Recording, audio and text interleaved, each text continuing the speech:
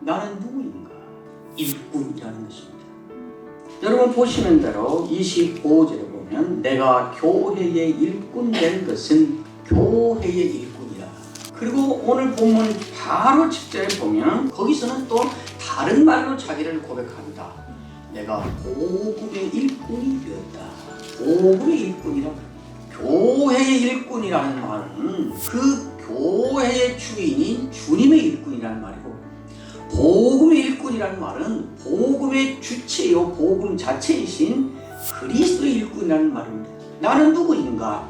주를 위하여 일하는 사람이다. 어떻게 해서 나는 교회의 주님의 일꾼이 되었는가? 내가 교회의 일꾼이 된 연유는 하나님이 너희를 위하여 내게 주신 직분을 따라 내 인생에 대한 완전한 계획과 깊은 나에 대한 애정을 갖고 하나님이 내 인생에 개입해 들어오신 결과로 말미암은 것이다. 무엇 때문에 하나님은 개입해 들어오셔서 나를 세우셨는가? 바울은 이 말이 너무 중요해서 여러 번을 말합니다. 3번을 말합니다.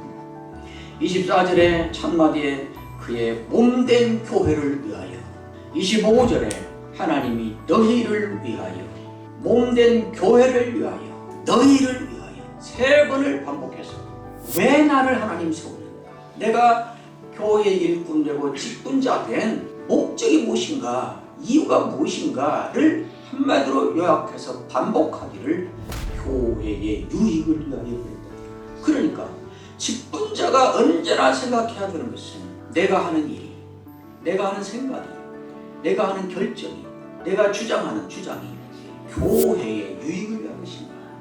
우리가 목사로 이 교회에 있기 때문에, 장로로 있기 때문에, 집사로 있기 때문에, 권사로 있기 때문에, 교사로 있고 구역장으로 있기 때문에 이 교회 안에 누군가가 내가 그 직분을 갖고 있다는 것 때문에 유익을 얻는 사람이 있어야 합니다.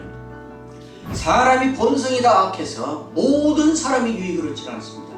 그러나 그걸 핑계로 아무도 유익을 얻는 사람이 없는데도 그것이 정당한 것처럼 하는 것은 비겁한 짓입니다. 해서는 안 되는 일입니다. 교회 유익을 위한다 할 때 이 교회란 무엇을 말하는 것인가? 28절에 각 사람을 권하고 각 사람을 가르치고 각 사람을 완전한 자로 세우려 합니다. 교회는 건물이 아닙니다. 사람입니다. 교회는 프로그램이 아닙니다. 사람입니다. 교회는 신학이 아닙니다. 사람입니다. 건물을 빙자하여 사람을 잡는 것은 죄입니다. 일의 효율성을 빙자해서 사람을 실족하는 것은 무서운 범죄입니다. 각 사람을 가르치고 각 사람을 권면하고 각 사람을 그리스도 안에서 온전한 자로 세우고 예수님 닮아가는 사람으로 세운다는 말입니다. 사람을 살피십시오. 교회는 사람입니다. 25절에 그 직분을 따라서 하나님의 말씀을 이루어갑니다. 말씀을 다른 걸 바꿔서 말합니다. 비밀이라고 말한 다음에 바로 이어서는 그 말을 또 바꿉니다. 그리스도다. 결국 교회의 유익을 위한 이 일을 무엇을 갖고 할 것인가? 기준이 무엇인가? 말씀인 것입니다. 그리스도인 것입니다. 진리인 것입니다. 자기의 경험이 아닙니다. 언제나 어디로 돌아가서 기준을 확인할 건가? 말씀으로 돌아가야 되는 것입니다. 그리스도라면 어떻게 했을까? 예수님이라면 여기 이때 뭐라고 말했을까? 언제나 말씀이, 진리가, 그리스도가 교회의 유익을 위하여 직분을 수행해 나가는 이 일의 결정적인 기준이 되어야 합니다. 우리는 늘 이래목에서 무너져 내리고 실수하고, 그래서 때로는 교회를 아수라장으로 만들기도 합니다. 비밀 그리스도라고 말하는 이 말씀을 제대로 밝히고 살피고 제시하고 하는, 그래서 이 일이 제대로 되게 할 수 있는 일을 평생을 바쳐서 목숨을 걸고 이 일을 전문으로 하도록 세운 가장 큰 책임을 거머쥔 자가 누군가? 목회자입니다.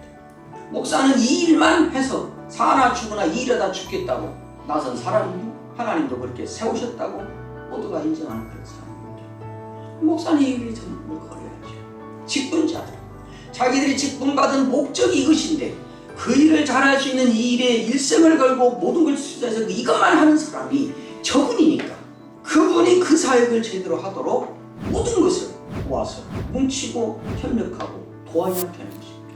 목사는 무슨 신격의 사람이어서가 아닙니다. 목사는 완전해서가 아닙니다. 목사는 학문이 깊어서가 아닙니다. 그가 가진 사역의 이 본질 때문에 협력하는 것입니다. 제가 어릴 때부터 가정 예배 드리면 자주 저희 아버지에게 들었던 얘기가 있습니다. 여기 있는 여러분 모두에게, 우리 아버지에게 들은 말씀을 제가 다시 전합니다. 목회의 거침이 되지 마십시오. 목회의 거침이 되는 일에 가담하지를 마십시오. 말씀을 잘 연구하고 말씀을 제대로 밝히고 말씀대로 살기 위하여 몸부림치는 일이라면 더에는 모든 것을 바쳐서 지원해야 맞습니다. 왜? 그 일을 하자고 지금 우리가 있는 거니까. 29절에 있는 말씀입니다. 이를 위하여 나도 내 속에서 능력으로 역사하시는 이의 역사를 따라 힘을 다하여 수고하노라. 내 속에서 능력으로 역사하시는 이의 역사를 따라 성령과 친하게 지내라. 성령에 민감해야 됩니다. 그리고 늘 성령의 지배를 받고 성령의 감동을 받고 성령의 충만함을 받기 위하여 몸부림을 쳐야 합니다. 그것이 근거가 되어서 하는 일이어야 됩니다. 이렇게 하지 않으면 인본주의로 갑니다. 자기 경험주로 가고 자기 논리주의로 가고 자기 소견에 좋은 대로 가게 됩니다. 그래서 하나님과 관계 없게 됩니다. 내 자신이 나서서 내 삶으로 살아내는 헌신과 희생의 삶이 있어야 됩니다. 성령의 충만만 있고 이것이 없으면 늘 뒷짐지고 구경꾼으로만 하게 되고 늘 지적질하고 비평만 하는 제3자에 있게 됩니다. 각 사람이 유익을 얻는 일이 일어나도록 하여 늘 나는 성령과 친하게 지내고 성령과 민감하게 지내라. 하나님 제가 하나님께 대하여 민감한 사람으로 살다가 얼굴과 얼굴로 하나님 뵙게 해주십시오. 오늘 직분을 받으신 여러분, 이런 영광스러운 이런 명예로운 자리에 하나님의 경륜을 따라서 착한 교인들이 하나님의 경륜을 더 알아보고 여러분을 이렇게 세우는 명예를 누리고 있다는 것을 명심하십시오. 사람으로 태어나서 잠깐 살다가 가는 이 기간 동안 이런 일을 하며 산다는 것은 짐이 아니라 십자가가 아니라 부담이 아니라 고통이 아니라 감당할 수 없는 병행입니다. 그리고 영광입니다.